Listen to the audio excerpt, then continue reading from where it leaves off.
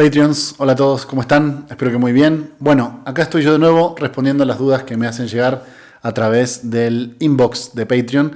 Y en este caso vengo a responder una pregunta de Jenny, que me mandó el otro día.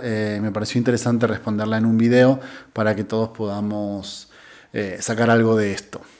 Bueno, como siempre hacemos, voy a leer la pregunta de Jenny y voy a tratar de responder un poco lo que ella me cuestiona. Dice, tengo dos preguntas. Imagino que a través de ellas notarás que no soy psicoanalista, pero espero que no sean demasiado ingenuas. La primera tiene que ver con la noción de que el saber es una red de significantes. Buena pregunta. ¿Las relaciones significantes al interior de la red son aleatorias? ¿O responden a un orden o estructura determinados? ¿O a una narrativa determinada, tal vez? Bien, esa primera pregunta ya es una gran pregunta, Jenny. A ver, yo plantearía que hay como dos respuestas posibles a tu pregunta. Digamos, la respuesta que se establece en la obra de Lacan y una que yo deduzco de la obra de Lacan, ¿sí? Que de alguna forma está un poco posicionada, si se quiere, desde una lectura un poco milleriana del problema. Les voy a responder lo primero. En un primer término, realmente Lacan diría que sí. Lacan, digamos, por su influencia estructuralista, diría que en realidad esa red está articulada. Esa red no es una red aleatoria, de relaciones aleatorias, sino que están estructuradas en el sentido de que están armadas de una forma en particular, ¿no? Entonces, justamente lo que genera el saber articulado, como lo dice tu pregunta, ¿no? Justamente lo que genera el saber articulado en el campo del otro es precisamente eso que nosotros podemos llamar saber, y es justamente lo que usamos para poder sostener nuestra disciplina. Digamos, nosotros planteamos que de alguna forma el saber inconsciente es un saber articulado, no es un saber desperdigado por ahí, sino que de alguna forma está entramado entre sí, está articulado, o como vos le decís, sostiene de cierta manera una narrativa determinada que nosotros podemos suponer como la causa fundamental de los padecimientos neuróticos, ¿no? Entonces, nuestro método un poco parte de la suposición de que hay ese saber inconsciente al cual nosotros podemos dirigirnos para poder entender cuál es la problemática de los pacientes, ¿no? Bien, esa es la primera línea. Ahora, en un segundo sentido, que te diría que es un poco milleriana, porque es algo que yo encuentro bastante en Miller y encuentro bastante en algunos momentos de Lacan hacia el final de su obra, lo que Miller llama el último Lacan, y es un poco la idea de que esta situación de que estuvieran de alguna forma ordenados, ¿no? O que estuvieran de alguna forma articulados, en realidad es una suposición, ¿no? Es algo que yo también leí, por ejemplo, en Ricardo Rodríguez Ponte. O sea, lo que dice Ponte es que de alguna manera el hecho de que hay lenguaje no implica para nada que ese lenguaje esté ordenado. O sea, el hecho de que hay significantes no implica para nada necesariamente que esos significantes estén ordenados de alguna manera.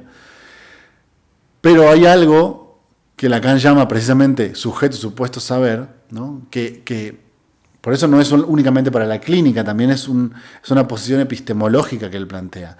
Y es que siempre que hay interrogación por el saber, dice Lacan, siempre hay una suposición de saber. Y saber significa esto mismo que dice tu pregunta, ¿no? O sea, una red que no está planteada de manera aleatoria, sino que está articulada.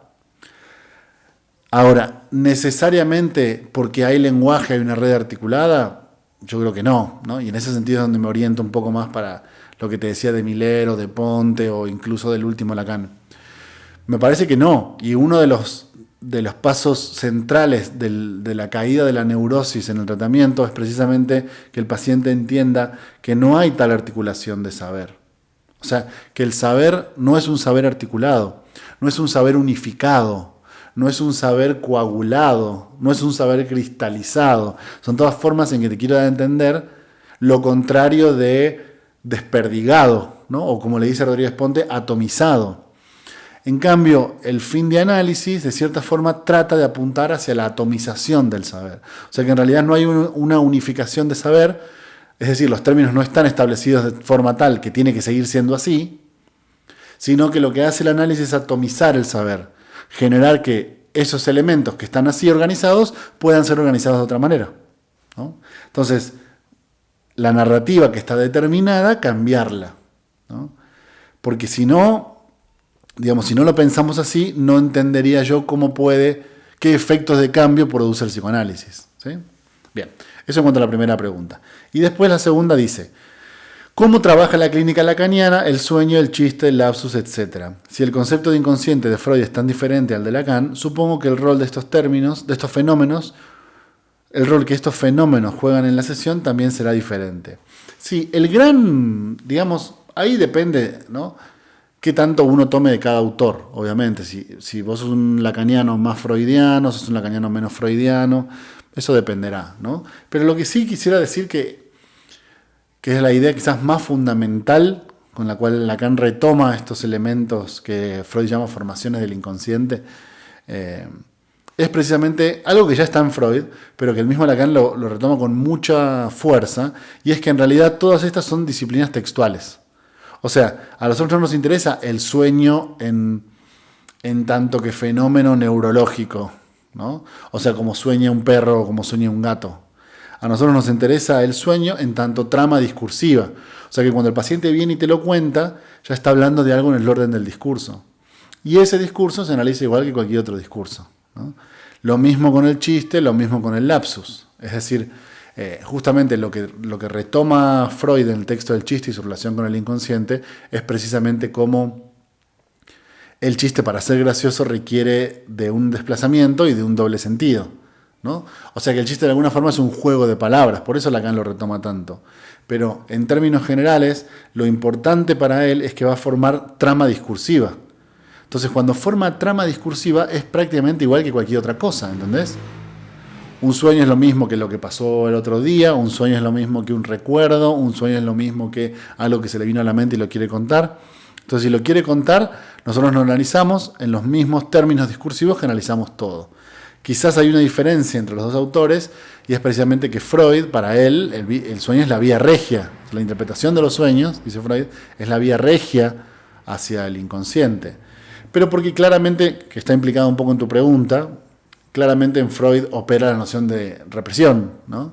Cosa que en Lacan no funciona como tal por ser un hecho discursivo. Pero, digamos, para no darle demasiado rodeo, lo que te quiero decir es que pierden un poco de fuerza en el sentido de que como no hay nada reprimido intentando salir, lo vamos a leer igual que leemos cualquier otro fenómeno de índole clínico, es decir, como algo en el orden de la trama discursiva. Y eso es suficientemente importante ya, solo que no es más importante que la asociación libre.